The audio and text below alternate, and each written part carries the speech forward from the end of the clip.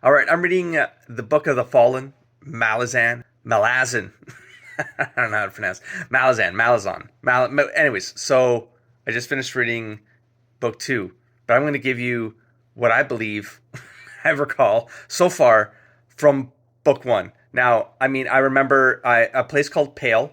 It's a war zone. Everything's destroyed. And the Malazan Empire, I don't know why I'm saying that way, I guess is bombing them. Or, I mean, it's like magic bombs or it's a bunch of mages going nuts. I think it's like a mages against armies, decimating them. I kind of picked that much up. I think there's like a crew. The name is cool. Like there's a Whiskey Jack, a bunch of other people I don't remember anymore. Just talking.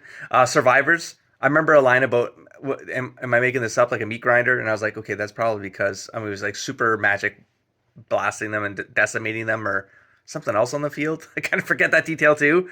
But I know that there was a comment about like they're lucky to be surviving or survivors and there's not many of them left. And they're going to be like merging with some other survivors from some other squads or something like that. Is it they got decimated, I think was the point that took away. And the name was cool. That's pretty much it. I remember there being a stabby character. There's like this kid at the beginning of book one, Pollock, Perrin, and he's like a kid, and I'm like, oh, that's probably gonna be important. And thank God it was. That kind of loops back around. Perrin gets stabbed by a girl. I don't remember. I don't remember the name. Stabby, Silky. Oh, it was like a name. It was like a sorry. I don't know what the motives were. Just kind of stabs him in the gut or something, and then he goes into like La La Land, into some other world, dream world thing, because he's dying. Does he like slip into something? I remember the word Warren coming up. Warrens to me, it almost sounded like they were schools of magic or something, domains of magic. But anyways, he slips into something where like he's talking to entities or something, shadow people, shadow led gods, pseudo gods in some shadow realm. They call it that realm of shit. Damn, I don't know what they talked about. Some fire. Maybe was it Where's the Fire? Am I thinking of book two? Like I don't. Something happens, and they're like, yeah, we're probably gonna like not let him die or something. Oh, it was Hood. Hood. I read this 2 days ago, 3 days ago. This is a lot. I just read book two. Okay, listen, they changed the characters up, so there's like it's like a Hood or something. I kind of it's like a Grim Reaper, and the Grim Reaper doesn't take the body, and I think there's like some exchange there. I'm not sure. I think he got like his like chosen one or something like that, or they're making him a chosen one, or they've decided it. Oh, there's twins. There's like some like two headed god thing, like a female and a male or something. Two sides of a coin, something like that. There was a head, a coin, a spinning coin was a motif that ran through book one and book two. And then he comes back. He comes back at the perfect time because some maniac puppet marionette, some malicious, malevolent demon potty mouth is angry at what's her name? Tattersail? Look, it comes out of a box and it hides a lot. It does its magic and hides. And it helps like blast it when the dog's coming in or something. There's like a Cujo Baskerville horror hounds or something coming through the city. The word Barguest is used at one point, but it's like in reference to some dude or something. And I thought that was going to be a reference to Barguest, like the hounds, you know, of I don't know. I've used one of those in one of my stories, and it's like a hellhound type of thing. But anyways, it's like Gates involved with this hound. Anyways, there's like a whole lore thing behind them. That's pretty much what I got that dog ended up being. And it comes to try to take out Tattersail. Either kill Tattersail or God damn it, Parn, because she's healing him or something, and then he comes to at the perfect time and he stabs the dog. And the chapter ends. After, of course, a puppet bitches at Tattersail or something like that, casts a spell, and then hides like a coward. I don't know. I don't know. It's just some weird evil marionette. I don't even know, man. I think there's maybe something happened earlier on where like a dude was dying. I think that's right. There's like dudes dying. I feel like I'm making things up. Like at the side of the road, it was Tattersail younger. Something like that happened, and then like he's dying, but like he has to get preserved or something. I don't know. There's like other character. Like I don't know, man. There's so much stuff going on. I feel like I'm missing some details. I'm not sure. There's like a moon spawn or something. I think that might have been some floating thing. Some floating thing. Some city. Some other city. A mage city. Is that it? There's like some alien race. I don't know. I think they're aliens. Some Terran. Even Tyr. I don't remember the name. All right. I don't remember the name. I know there's something like proto races. Maybe comes to mind. Something like that. This is the worst summary ever. Hairlock? Was that the marionette's name? There's some cool names. Some of the names are really memorable, and then there's like, I don't know, half of them, I have no idea. I don't remember them. Like there's like Whiskey Jack's crew. I don't know, there's like an old something, not old Ben. Something. But I'm like, none of them really stood out to me. Maybe that's just because it's early on and that's intentional. They didn't do anything. They're just kind of like talked and drank and gambled or something in a tavern. Survivors.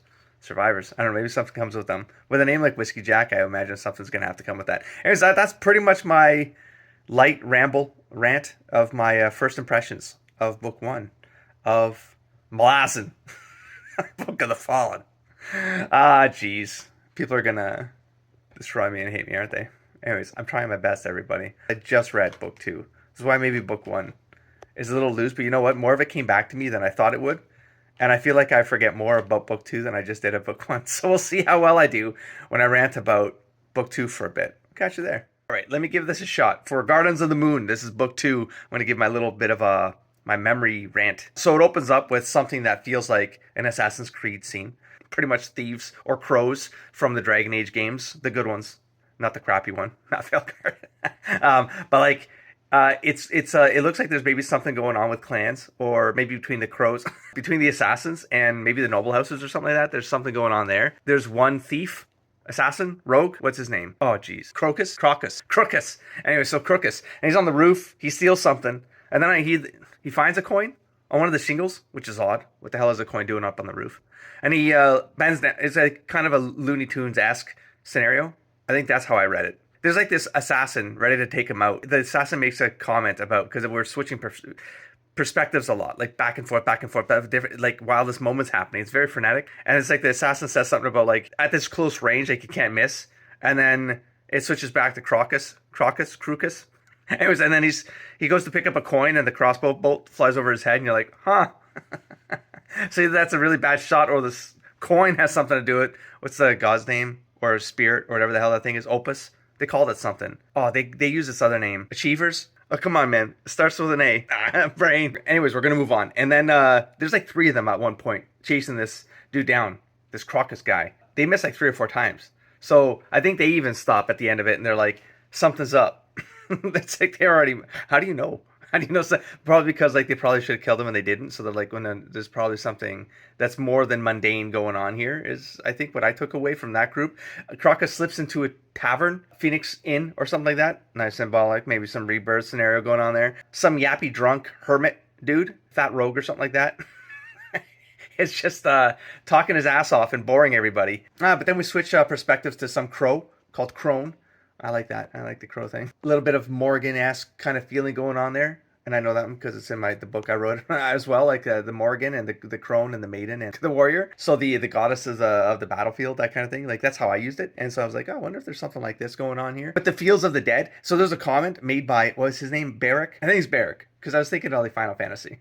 Something like that. Anyway, so then he's an alchemist. And so this crow enters the window. Very Edgar Allan Poe-esque moment there with the raven tapping the chamber door. No. And so hangs out at the fire, although I was drinking some wine, and there's a comment made, and I was like, was that intentional? Because now I'm like reading into things, I'm not sure. Like the crows, like they eat well at the battlefields of the Pale, or something. I mean, look, I don't remember the lines anymore. I'm going off memory here, but then she says, it's not like you would know a thing or two about drinking blood. This isn't the first time we drink blood. Whatever the line was, I was like, is he a vampire? Because the alchemist, like, are we doing this whole thing with, like, the Philosopher's Stone, like, immortality, searching this shit, you know what I'm saying? So I was like, I don't know, but that stuck in my head, and I was like, well, wait till it's daytime, and maybe, like, that'll clear itself up on its own. It's probably just, like, a comment for something else. Maybe there's something else going on. Anyways, so this dude, I guess, represents mages in Darakistan. It's the name of the chapter, and I don't remember the name of it. Daragistan? You know what I'm talking about. You all know what I'm talking about. So he's got to get the mages together or something, because he gets a visit by some drow god thing, one of those like super mages, or I don't know. I take him as like one of the early races or something like that. Anyways, dark skin, has something that felt to me like a Vorpal sword. I know I'm a D&D person. The old days, I was thinking of a drow with like some Vorpal blade. Man, it was a cool, because it was described really cool. Like it emanates this like, was it inky liquid, inky air? Something like that. Was a cool descriptor as it stood out to me, and I thought this is a Vorpal sword, because then there was a comment of like, do you want their heads, or do you like if I bring them back, are you gonna use this sword on them? And he says yes, and he's like, I'll bring back their heads. And I was like, that sword is not just a sword. That's clearly. So that was fun because it was a very short scene, but it was like impactful. Like it really left a mark on who that character was, considering how grand and big this character must be. And it's like both their enemies would be like the Malazan Empire, so like they should join forces, and they're gonna be coming for this jewel, right? They're gonna be coming for. Was it something like this is like the last city that wasn't taken? I remember like there being some vision with like boats or something. Was it 13 boats? No, 12 boats, and one of them was not taken.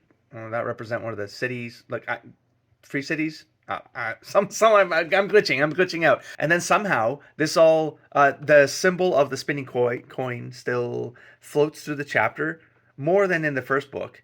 Well, because like there's literally like the dude is like the coin bearer and they have to protect the coin bearer or something like that. That's how the chapter ends. The book ends. Yeah, somehow they all end up in that bar talking with the drunk hermit. Barrack and Croupe,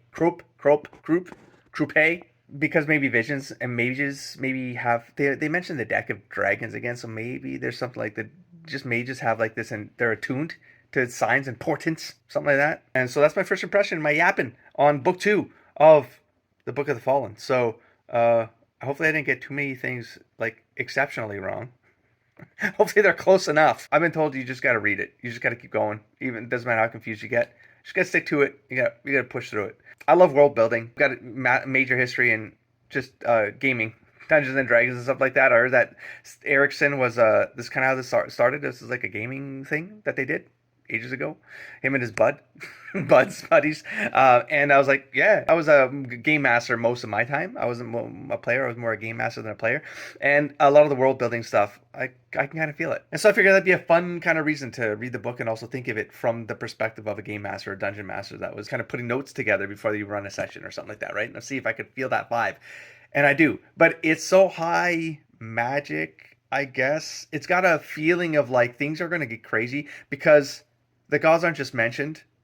They're obviously something's going on with the gods and some play and the coin thing. And the book one in particular, I think like they dropped the line, like they give you the theme, they give you the essence of, I forget their name, Onus, and the Obos, Onus, the coin twins, and something about like that they just feel like it. And so like these are old entities where maybe they're not supposed to be clear how they express themselves because they're freaking gods that have probably been around for a long time and they don't think like mortals, so how are we supposed to read them like mortals? Maybe like their ambitions and goals are they also span hundreds of years, like lives of one mortal is like lives, it's like generations, to them it's not like, oh, it's a battle, who cares, right? It's just there's some other play going on here, and to them like maybe all the mortals they're insignificant, right? They're like ants to them, so maybe there's something like that going on. But there was another term used, I can't remember. Like I said at the beginning of this, suggested to me there's like a way for you to almost like you're either they can be gods that can come down to like mortal demigoddess status. Oh, was it one of the characters that shows up? It was another. Oh, it was a fire. It was a fire. It's like some dude, some character holding their hand over a fire and like it's not burning or something like that. And there was a comment made with that character in book 2 where I was like, okay, maybe there's something like that where it's like believers. I'm powered by believers, and I was like, oh, that's a very Planescape thing. Like I said, I got a big history with gaming. Some of the Planescape was one of my favorite settings, and so I kind of wrap my head around the weird stuff, I think. Oh, I hope. Hopefully I don't jinx myself. But yeah, the idea of like the believer's power, but if the believers go away, then the power goes away. And there's like I felt like, does that bring you down a level? Like you can actually get killed type of thing. But then is there a scenario for the reverse of that? Like what we got with Hannon. I forget his name again. God damn it. The first guy, the kid who becomes a captain, right? And then stabs the dog thing. Stabby stab. And then does he become greater, right? Can you go from mortal to something else? And then ascendant. Ascendant, was that the word? And then from ascendant to possibly God? And can you go God to ascendant and then get killed? I don't know. But that's what I'm walking away with. Going into book 3, I'll probably get a bunch of new characters thrown at me again. I don't know. They're fun to get my thoughts out, just so that I have something to carry on into the next video, and maybe it's entertaining for folks out there who get to hear what it sounds like to be a first reader of Malazan, the Book of the Fallen. All right, catch you in the next one.